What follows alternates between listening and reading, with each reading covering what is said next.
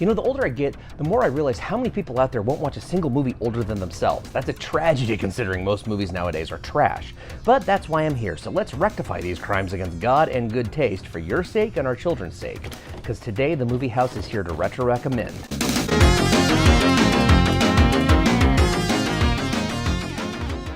For close to 2 decades, the once mighty Jurassic Park franchise slumbered due to diminishing returns, ending the series on a whimper. During that lull, Universal Pictures and Steven Spielberg were trying to find the right pitch to get things back on track.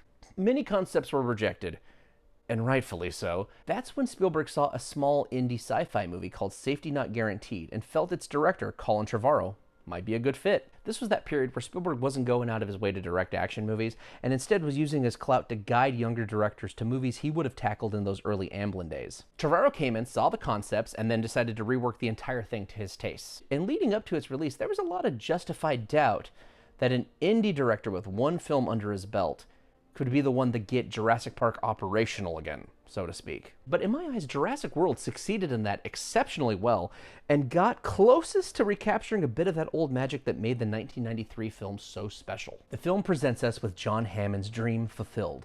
The Engine Corp has paved over the remains of the original park on Isla Nublar, and to quote its creator, created a living biological attraction so astounding that it would capture the imagination of the whole world. This new Jurassic World is an up-and-running theme park featuring all kinds of exhibits like the T-Rex Kingdom or the Mosasaurus Lagoon, complete with obnoxious logo feces around every storefront and attraction to really sell that authentic theme park consumerism, i.e. the Samsung Innovation Center, or this dinosaur brought to you by Verizon Wireless. And like all theme parks, the public is always craving something new and fresh, so the marketing department demands scarier, bigger, more teeth, and thus plants the seeds for this new park's destruction when InGen makes the wise decision to splice various dino genomes together to create a brand spanking new hybrid dinosaur, the Indominus Rex, named by focus groups because of course it was. This being a Jurassic movie, it's inevitable she escapes and starts causing all kinds of chaos and spilling all kinds of blood. This is doubly concerning for the park's uptight workaholic operations manager Claire Deering, Bryce Dallas Howard, considering her estranged nephews are currently on the island. So she teams up with the park's resident animal behavioralist and ex-Navy SEAL Owen Grady, Chris Pratt, to find the boys and maybe use his pack of imprinted velociraptors to save the park goers from InGen's latest disaster.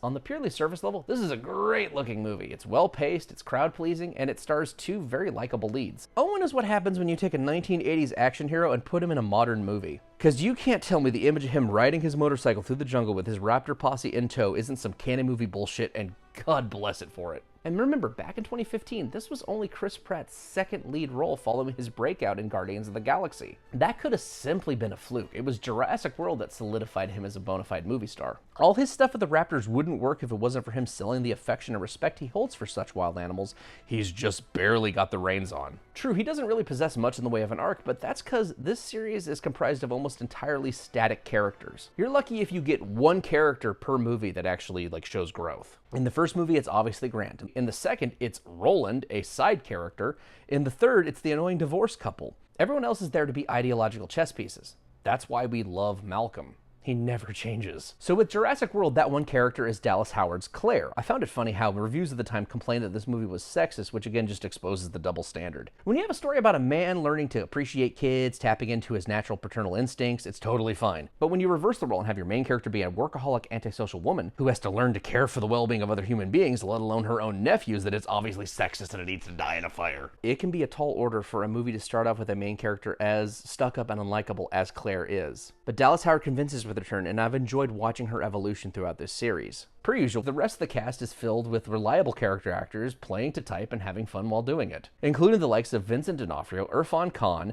Jake Johnson, Omar Sy, Judy Greer, and B.D. Wong returning as Dr. Henry Wu.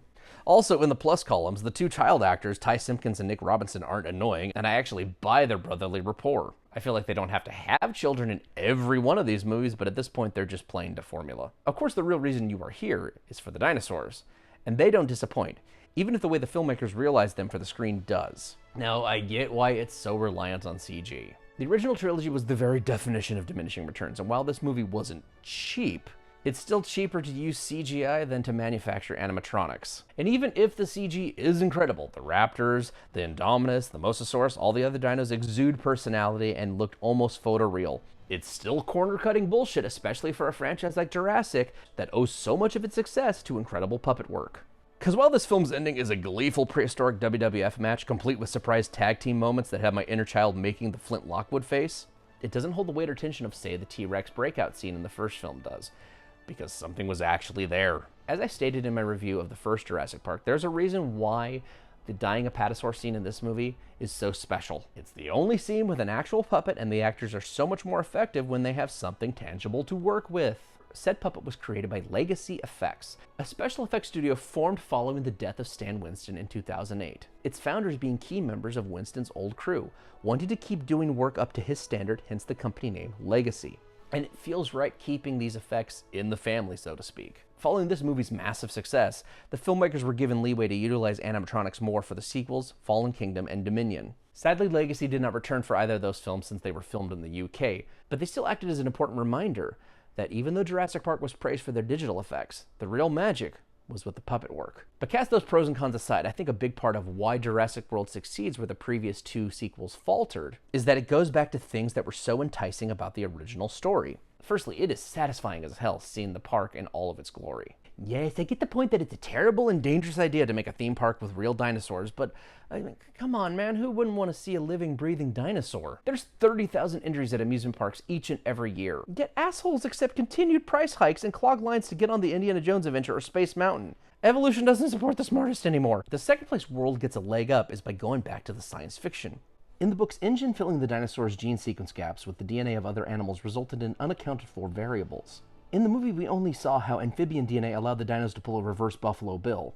But there was a lot more to that thread in the prose. Unforeseen quirks like the T-Rex's visual acuity, or how the Carnotaurus in the Lost World could camouflage, was all due to their mutated code. The Indominus Rex is the logical progression of what Crichton and his stand-in, Ian Malcolm, warned of. And that actually ties into what I truly love about Jurassic World, and it's something that seems to be lost on many critics. This movie is the Gremlins 2 of modern-day franchise revivals. A movie that pokes fun at blockbusters and the studios that dare even making them. The reason the Indominus Rex exists in this story is that originally for Jurassic Park 4, the studios were like, let's just make up a new dinosaur. You know, one that doesn't even exist in the fossil record, which Trevorrow was like, you just made up a new dinosaur? And he incorporated it into the story. But instead of just making up some bullshit, he tied it back into the Crichton books by, yeah, let's just hybridize them. None of this is subtle in the slightest, but he keeps reminding you of it. Bigger does not mean better. You can't improve upon the original, no matter how much corporate sponsor money you throw at it. This new product is a broken, empty shell, confused why it even exists. It is not an accident that this new improved dinosaur is destroyed in the end by the very things it was meant to replace. It has its cake and gets to eat it too. It gets money from sponsors like Coca-Cola, Hasbro Toys, Verizon Wireless, Starbucks, Samsung, and Jimmy Buffett's Margaritaville, complete with a Jimmy Buffett cameo, all the while mocking how soulless and tacky this all is. It also passive-aggressively points out how modern moviegoers have been desensitized to the movie magic of bringing dinosaurs to the silver screen. This is not a dumb movie. It's a clever movie that's populated with dumb characters thinking they have control of the situation when they don't. And it did this laughing all the way to the bank, becoming one of the highest grossing movies of all time. In retrospect, the Hollywood of 2015, let alone the rest of reality, feels like a completely different world now. Back then, the idea of like a modern franchise revival hadn't really overtaken the industry, so it was fair for folks to be excited about the likes of Star Wars returning. We were naive to the threat of the progressive skin suit that saw Tinseltown going full Antonio Gramsci, pushing political agendas over, entertaining a hungry, paying audience. In comparison to what's followed, Jurassic World seems so unassuming and quaint. It delivered a biting meta-commentary that also respectfully restarted the franchise and provided the excitement we crave out of blockbusters. It wasn't there to lecture you, and because of that, I still find Jurassic World to be a fantastic slice of solid celluloid and close to everything I want out of summer entertainment. But that's enough for me. I'd like to hear what y'all thought. Like, comment, or subscribe if you feel so inclined. But more importantly, until next time, stay safe out there.